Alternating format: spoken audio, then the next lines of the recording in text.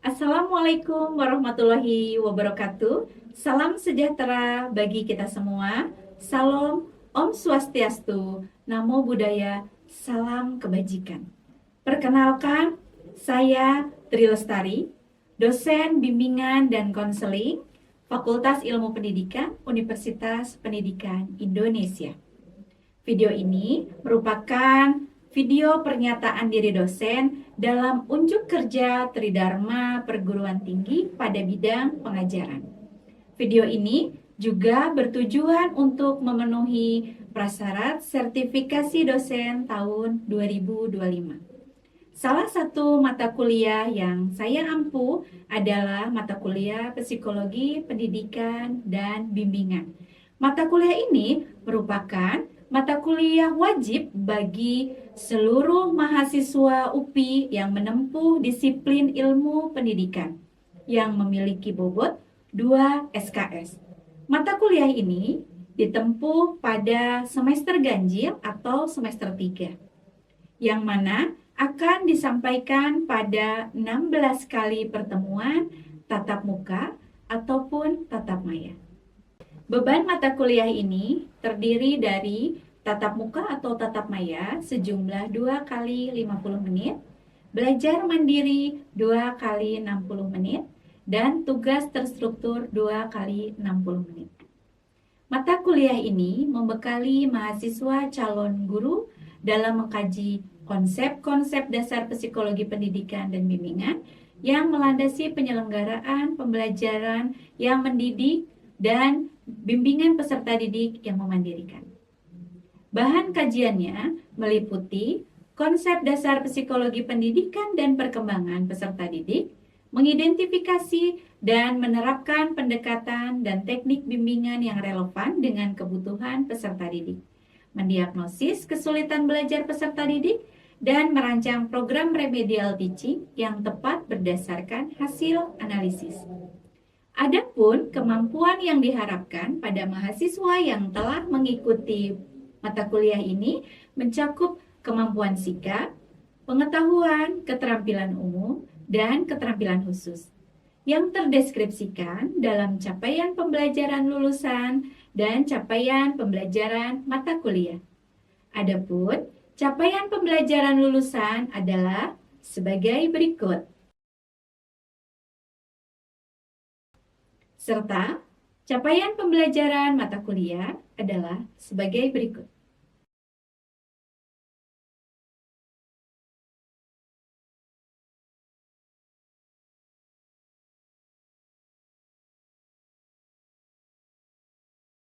Materi pada mata kuliah Psikologi, Pendidikan, dan Bimbingan meliputi konsep dasar psikologi pendidikan dalam ilmu dan praksis pendidikan, konsep dasar karakteristik guru efektif dalam perspektif psikologi pendidikan, konsep perkembangan peserta didik, konsep dasar pengembangan kecakapan hidup peserta didik abad 21, konsep dasar bimbingan dan konseling, peran guru sebagai pembimbing, konsep dasar pembelajaran sebagai proses pendidikan, konsep dasar pembelajaran berbasis bimbingan, pengembangan kepribadian peserta didik, pengembangan potensi peserta didik, konsep dasar pendekatan dan teknik bimbingan, ragam pendekatan strategi dan teknik bimbingan, konsep dasar evaluasi pembelajaran, dan yang terakhir, diagnosis kesulitan belajar dan remedial teaching. Sistem pembelajaran atau mode perkuliahan terbagi menjadi 2 desain, yakni sinkronus dan asinkronus. Desain sinkronus berupa kegiatan ceramah dan diskusi, baik kegiatan tatap muka langsung di kelas ataupun menggunakan media atau daring. Desain asinkronus memungkinkan mahasiswa belajar secara mandiri dengan mempelajari modul, menyimak paparan berupa video atau audio podcast, serta mengerjakan latihan yang disediakan pada masing-masing modul yang dapat diakses mahasiswa melalui Learning Management System UPI, yaitu SPOT, Sistem Pembelajaran Online Terpadu, yang dapat diakses pada URL spot.upi.edu. Berbagai materi perkuliahan dan tugas perkuliahan juga diakses pada spot tersebut pada mata kuliah Psikologi Pendidikan dan Bimbingan. Berkaitan dengan metode pembelajaran dalam mata kuliah ini disesuaikan dengan kebutuhan peserta didik, karakteristik peserta didik, dan juga materi yang akan disampaikan. Metode pembelajaran pada mata kuliah ini meliputi case method untuk menggali dan menyelesaikan masalah pada setiap topik yang sedang dibahas. Team-based project berupa penyelesaian permasalahan secara mendalam dengan kelompok sesuai dengan topik bahasan dan mempresentasikan. Serta ceramah dilakukan untuk menyampaikan konsep dan teori dasar psikologi, pendidikan, dan bimbingan. Kemudian, berkaitan dengan proses interaksi dalam perkuliahan psikologi pendidikan dan bimbingan, menitikberatkan pada student center learning atau keaktifan mahasiswa sehingga tercipta partisipasi dan kolaborasi antar mahasiswa dalam keseluruhan proses pembelajaran. Mahasiswa juga difasilitasi untuk berdiskusi secara langsung di kelas ataupun tidak langsung melalui kolom diskusi di Learning Management Spot UPI dan juga tersedianya WhatsApp grup kelas untuk para mahasiswa bisa berdiskusi. Berkaitan dengan asesmen yang dilakukan dalam mata kuliah Psikologi Pendidikan dan Bimbingan meliputi evaluasi proses dan hasil pembelajaran melalui penilaian terhadap aktivitas di kelas, tugas, UTS, dan UAS. Dengan bobot sebagai berikut, keaktifan dengan bobot 20%, tugas dengan 30%, UTS dengan bobot 25%, dan UAS dengan bobot 25%. Hasil akhir perkuliahan pada mata kuliah ini dapat diakses oleh mahasiswa pada portal Siaku Mahasiswa UPI Terintegrasi atau bisa diakses pada student.upi.edu. Berikut ini akan saya sampaikan proses perkuliahan Psikologi Pendidikan dan Bimbingan pada pertemuan ketiga dengan kajian konsep dasar perkembangan peserta didik.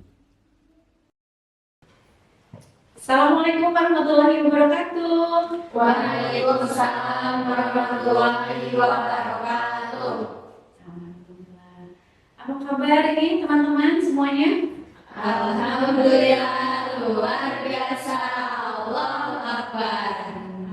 Alhamdulillah sehat semua ya. Senang dengarnya Ibu, semuanya pada sehat ya. Mudah-mudahan sehat lahir dan batin. Tidak kekurangan satu apapun ya. Jadi harus selalu bersyukur dalam keadaan ya, karena teman-teman diberikan kesehatan dan kita hari ini bisa bertemu kembali di perkuliahan Psikologi Pendidikan dan Bimbingan ya. Alhamdulillah. Oke, Ibu mau absen dulu ya sepertinya ya. Kayaknya ada beberapa bangku yang kosong. Siapa aja nih yang nggak hadir teman-teman? Ada berapa orang? Ada 3 orang. Iya. Udah konfirmasi? Udah, tadi tuh Meli sama Yuda itu sakit, terus Bayu izin. Iya. Jadi teman-teman hari ini nggak komplit ya, karena ada 3 dari kawan kita yang tidak hadir yaitu sakit dan izin. Kita doakan semoga teman-teman kita yang sekarang sedang dalam keadaan sakit segera disehatkan dan dipulihkan seperti sedia kala. Amin. Ya Rabbal Alamin.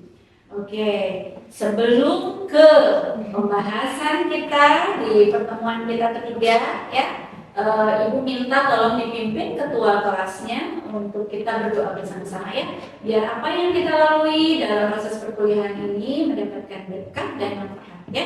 Silakan ketua kelasnya untuk dipimpin. Baik Bu, sebelum memulai perkuliahan pada hari ini, alangkah baiknya kita berdoa lebih dahulu. Berdoa menurut agama dan kepercayaan masing-masing, berdoa dipersilakan.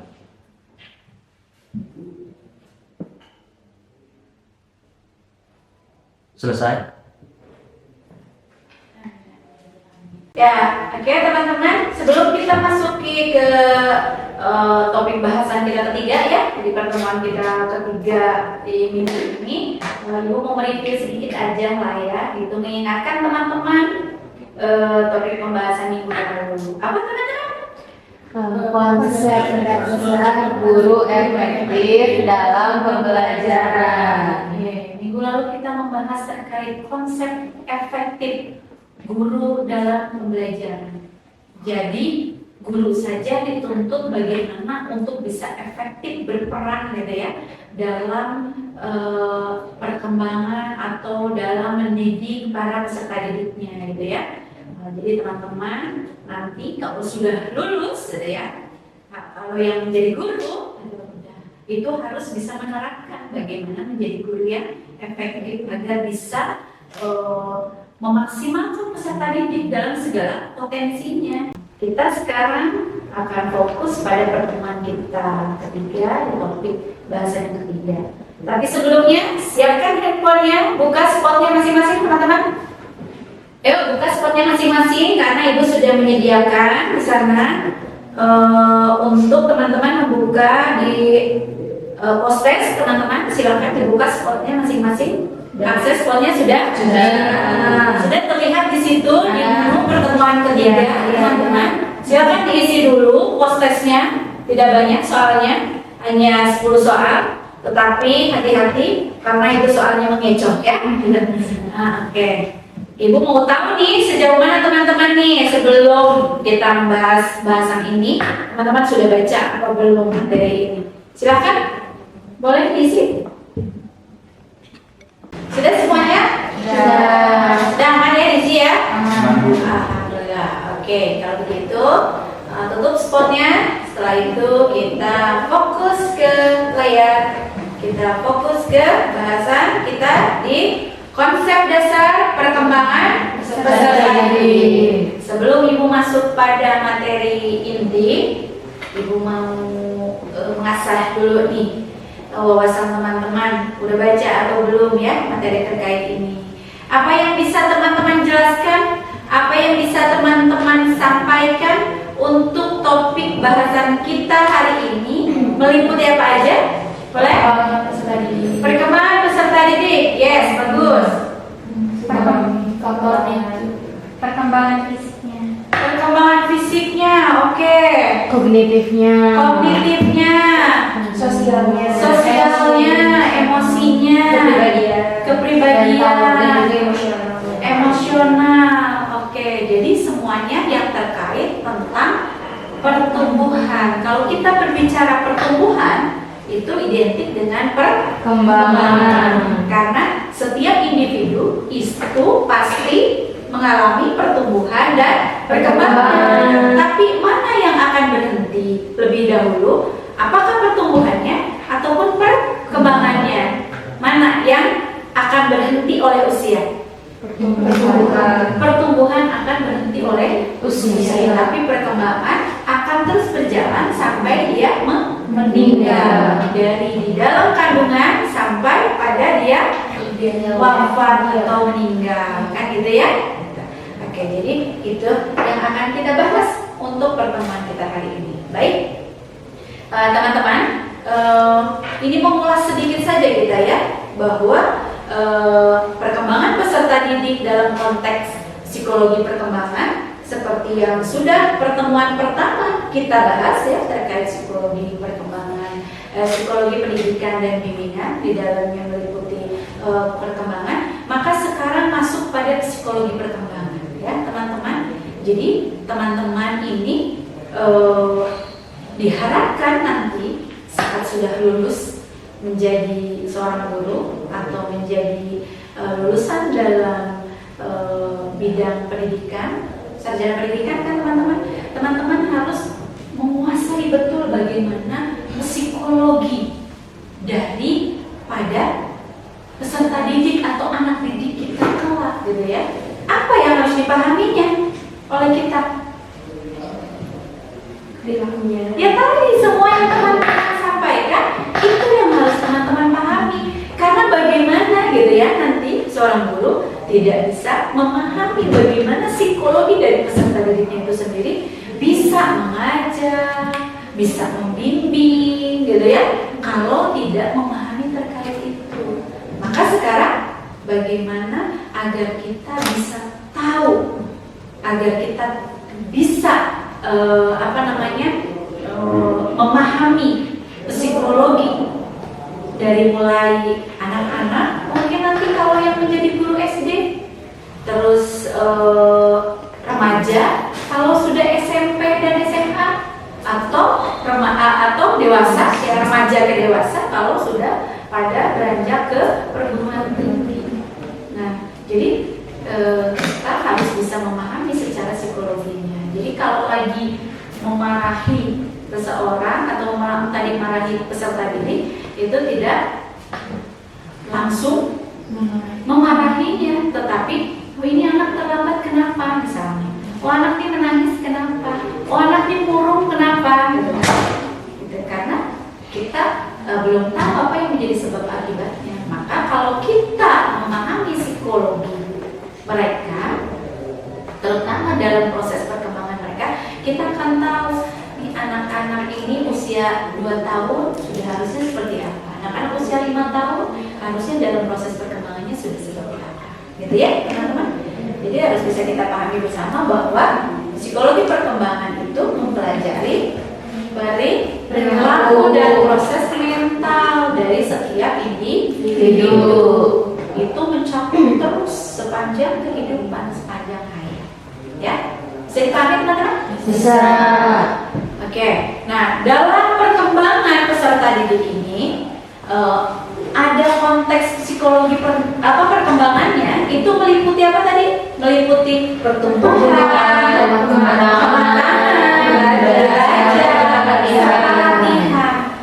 Jadi kira-kira kalau tidak meliputi keempat hal ini, ada nggak proses perkembangan dari setiap individu?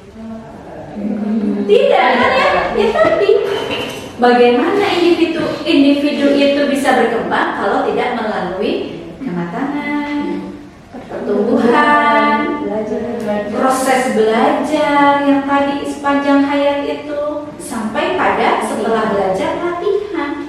Gitu. Apa yang sudah diajarkan, apa yang sudah dipelajari, maka diterapkan. Kan begitu ya? Gitu kan teman-teman juga ya? Ya. Coba apa yang teman-teman ingat dalam proses belajar, lalu teman-teman betul-betul terapkan dalam keseharian? Cara berpikir. Mungkin itu tidak terlalu terlihat ya oleh teman-teman yang lain. Yang agak terlihat langsung belajar berjalan, betul. Apalagi belajar apa lagi? Baca Al-Quran. Betul. Itu kan belajar baca Al-Quran. Belajar baca Al-Quran itu kan dari mulai mungkin menggabungkan Iqra ya, dari mulai alif bata Iqra 1 sampai Iqra 6 sampai akhirnya bisa Al-Quran. Nah, kalau sudah bisa itu harus diimplementasikan, diterapkan, diaplikasikan, gitu kan? Tidak terus udah bisa, udah hatam Al-Quran, terus ya sudah pernah ini gitu. Terus dia dalam keseharian nggak diterapkan gitu dalam kesehariannya setelah sholat dan lain sebagainya. Nah itu kan juga tidak bagus ya gitu. Oke, kita kupas satu persatu ya agar teman-teman juga sambil mengingat kembali gitu. Dalam proses pertumbuhan itu ada kematangan, belajar sampai pada latihan. Jadi kalau pertumbuhan itu perubahan yang bersifat kuantitatif, baik perubahan secara hasil latihan, betul. Jadi kira-kira yang secara alamiah itu apa? Pertumbuhan yang secara alamiah. Rambut, oke, physically ya, physically. Kalau mau dipaparkan secara physically kan berarti tadi ya rambut dari nggak ada rambutnya bayi sampai ada tinggi badan, dari kecil akhirnya gede. Oke, yang kedua terkait kematangan. Jadi kalau kematangan di sini merupakan perubahan yang bersifat kualitatif atau di sini lebih pada organismenya. Jadi siap melakukan fungsi sesuai dengan kematangan atau tingkat kematangan dari organ kita. Ya tidak? Coba kalau perempuan dulu belum menstruasi, ya kan?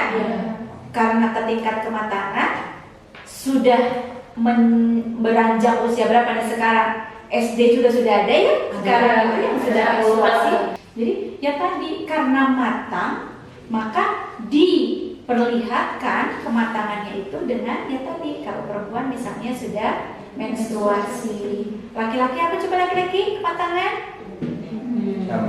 Tumbuh jakun, bulu-bulu, apa? Kumis, apa lagi? Mimpi basah teman-teman. Gak apa-apa ya, udah 17 tahun plus semua kan ini ya? Iya. Jadi kalau laki-laki itu ada mimpi basah. Nah berikutnya adalah belajar. Nah di sini teman-teman tadi sudah ada pertumbuhan secara alamiah, gitu ya. Juga ada proses kematangan, gitu kan? Yang kematangan itu fisik kita juga masih secara alamiah, tidak buatan. Setelah mengalami pertumbuhan, kematangan sesuai pada fungsinya, usianya, lalu di sini tahap ketiga adalah proses belajar. Pengalamannya tadi, setelah itu semua sempurna, maka tadi baik itu sempurna atau tidak sempurna, kalau kita berbicara dari mulai 0 bulan sampai pada kita misalnya meninggal gitu ya, usia 70 atau ada yang sampai ratusan tahun misalnya, ya tadi proses belajarnya itu adalah sesuai dengan usianya. Oke, yang berikutnya adalah latihan, di mana tadi ya yang teman-teman sampaikan di awal bahwa perubahan perilaku ini bersikap mekanistis. Jadi lebih banyak menyentuh pada aspek psikomotor gitu, sebagai bagian dari pengalaman yang sudah didapat, gitu kan? Sebagai bagian daripada hal yang dilakukan secara sengaja, gitu kan? Terus mempunyai tujuan. Oke, yang terakhir dalam 5 hal ini yang penting adalah perkembangan, perubahan yang sepanjang hayat sebagai akibat dari pertumbuhan, kematangan, belajar maupun latihan. Nah, ini yang disebut dengan perkembangan. Pertumbuhannya apakah maju terus atau mundur? Yaitu tadi ada tahap di mana pertumbuhan atau perkembangan itu terus signifikan bagus sesuai dengan usianya. Ada juga tadi begitu sudah tua justru malah kembali lagi seperti kayak bayi lagi. Dari 5 hal tadi terkait perkembangan. Nah, ini tahap perkembangan manusia. Ya, teman-teman bisa mengingat kembali.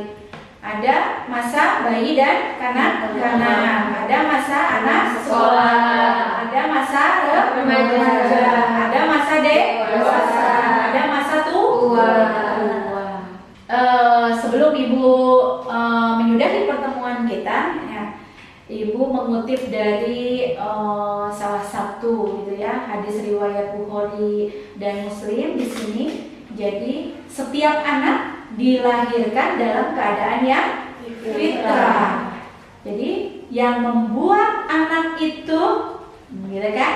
Di sini dikatakan yang menjadikan Yahudi, Nasrani atau Majusi itu adalah orang tuanya yang tadi melalui segala proses pertumbuhan dan perkembangannya, yang tentu tadi kan ibunya, bapaknya yang berperan, gurunya, teman-temannya, dan lingkungannya. Ya, seperti itu teman-teman.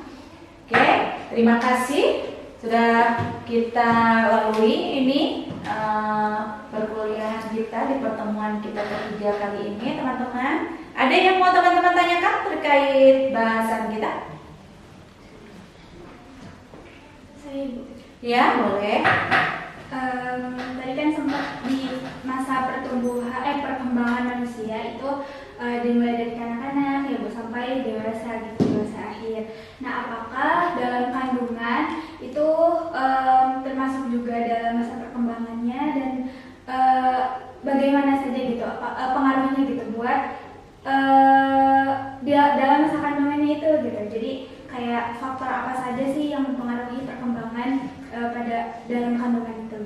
Baik, bagus sekali pertanyaannya. Sebetulnya itu nanti kita akan ketemu bahasan tersendiri, topik sendiri terkait itu ya. Tapi nggak apa-apa, mungkin ini secara umumnya saja ya.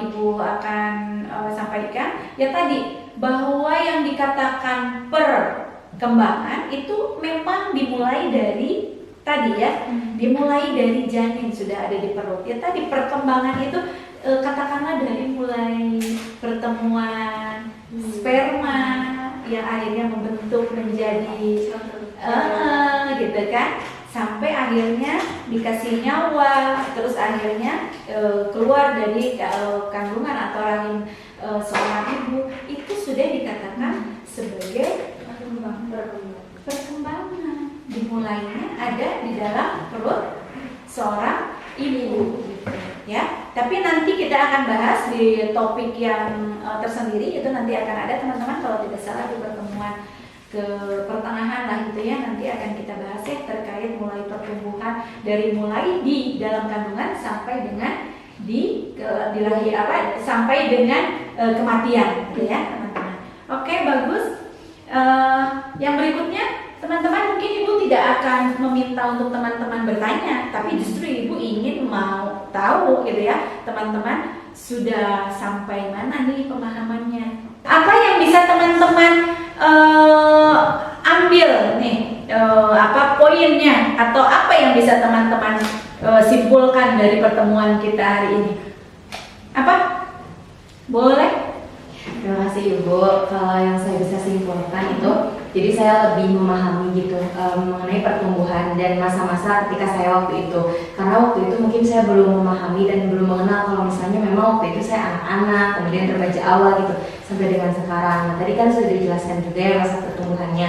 Jadi memang sebaiknya kita sebagai guru BK nanti dapat membantu gitu peserta didik untuk bertumbuh lebih baik gitu, terutama dalam potensi-potensi yang dimiliki oleh peserta didik ke depannya. Sip, bagus. Oke, sip, bagus sekali ya teman-teman, yang selalu semuanya sudah paham ya? Sudah paham ya untuk pertemuan kita pada hari ini? Oke, kalau semuanya sudah paham, sebelum kita mengakhiri pertemuan kita di minggu kali ini, buka lagi spotnya. Oke, kalau tadi pretest, sekarang post test. Silakan teman-teman buka. Jadi teman-teman tahu nih mana tadi yang salah. Itu kan bisa dibetulkan sekarang. Masih sama soalnya teman-teman seperti yang tadi post test. Jadi teman-teman bisa sambil menelaah ya tadi, oh ini tadi berarti salah ya, karena tadi teman-teman mungkin belum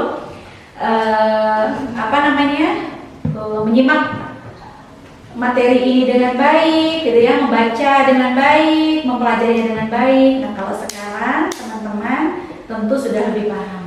Sudah semuanya? Oke, kalau sudah semuanya, kita akhiri ya pertemuan kita hari ini dengan bacaan hamdalah bersama-sama. Alhamdulillahirabbil alamin. Terima kasih teman-teman atas perhatiannya, atas diskusinya kita hari ini. Mudah-mudahan teman-teman ini menjadi bekal ya, dan juga untuk pertemuan kedepannya teman-teman mohon lebih disimak lagi atau dibaca lagi gitu ya referensinya teman-teman, baca bukunya yang sudah ibu berikan di spot ya, sesuai dengan apa saja referensinya, silakan dicari dan dibaca sehingga minggu depan teman-teman bisa lebih siap lagi ya. Oke semuanya? Oke. Masih semangat? Masih. Oke, ibu akhiri. Wassalamualaikum warahmatullahi wabarakatuh. Waalaikumsalam.